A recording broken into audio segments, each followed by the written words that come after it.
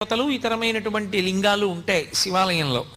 కానీ ప్రధానమైన లింగం కాంచీపురంలో పృథివీలింగం. ఆ శివలింగాన్ని దర్శనం చేస్తాం. అరుణాచల క్షేత్రం దగ్గరికి వచ్చేటప్పటికి మాత్రం ఒక్కడే శివుడు అరుణాచలంలో ఉన్నటువంటి శివలింగ స్వరూపమే కాదు.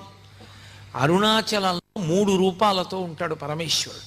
ఒకటి అరుణాచలంలో ఉన్నటువంటి దేవాలయం లోపల ఉన్నటువంటి శివలింగ స్వరూపం ఒకటి, అది ప్రధానమైన లింగ స్వరూపం. 2 అరుణాచలం కొండంతా కలిపి శివస్వరూపం, అది అగ్నిస్వరూపం. అందుకే కృతయుగంలో అది అగ్నిస్వరూపంగా ఒక పెద్ద జ్యోతిస్సుగా వెలుగుతుండేదిట.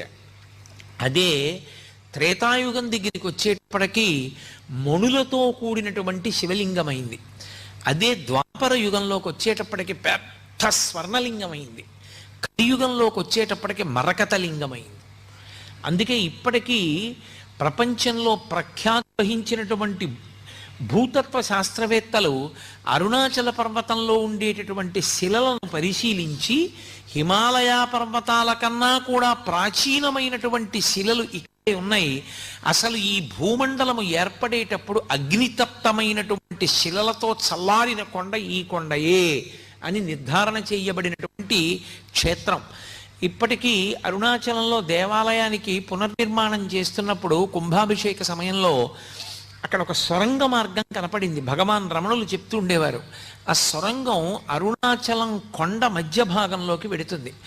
పైకి కొండ కనపడుతుంది, ఈ మాంసనేత్రానికి ఒక కొండలా కనపడుతుంది, కానీ యథార్థమునకు అది ఒక జ్యోతి స్వరూపం, అదొక పెద్ద జ్యోతి. ఎందరో మహాపురుషులు దర్శనం చేశారు, ఎందరికో దర్శనాలు అయ్యాయి, ఎన్నో చోట్ల గ్రంథస్థం అయ్యాయి ఆ విషయాలు. సప్తర్షులు కూడా జ్యోతుల యొక్క స్వరూపాలతో వచ్చి అరుణాచల పర్వతంలోకి వెళ్ళి పరమేశ్వరుణ్ణి సేవించి మళ్ళీ ఆకాశంలోకి జ్యోతుల రూపంలో వెళ్ళి సప్తర్షి మండల ప్రవేశం చేస్తుంటే దర్శనం చేసిన వాళ్ళు ఎందరో ఉన్నారు. ఇప్పటికీ అరుణాచల పర్వతం మధ్యలో ఉన్నది ఆ గుహ అంటారు, దానికే సొరంగ మార్గం ఉంది అని చెప్పేవారు రమణులు. అరుణాచల క్షేత్రంలో శివాలయాన్ని పునర్నిర్మాణం చేసినప్పుడు కుంభాభిషేక సమయంలో సొరంగం బయటపడింది. ఆ సొరంగం చిన్నగా అరుణాచల పర్వతం లోపల ఉన్న గుహ దగ్గరికి వెడుతుంది అంటారు. అక్కడ ఒక పెద్ద వటవృక్షం ఉంటుందని, ఆ మర్రి చెట్టు కింద దక్షిణామూర్తి స్వరూపంలో సిద్ధయోగి స్వరూపంతో పరమశివుడు ఇప్పటికీ కూర్చుని ఉంటాడని, సనక సనందనాది మహర్షులందరూ కూడా ఆయన్ని సేవిస్తూ ఉంటారని చెప్తారు. ఒకనకొకప్పుడు భగవాన్ రమణులు అరుణాచల పర్వతం మీద నడిచి పెడుతుంటే విస్తరాకంత మర్రాకు ఒకటి వచ్చి గాలికి ఎగురుకుంటూ ఎండు ఆకు ఆయన కాలికి తగిలింది.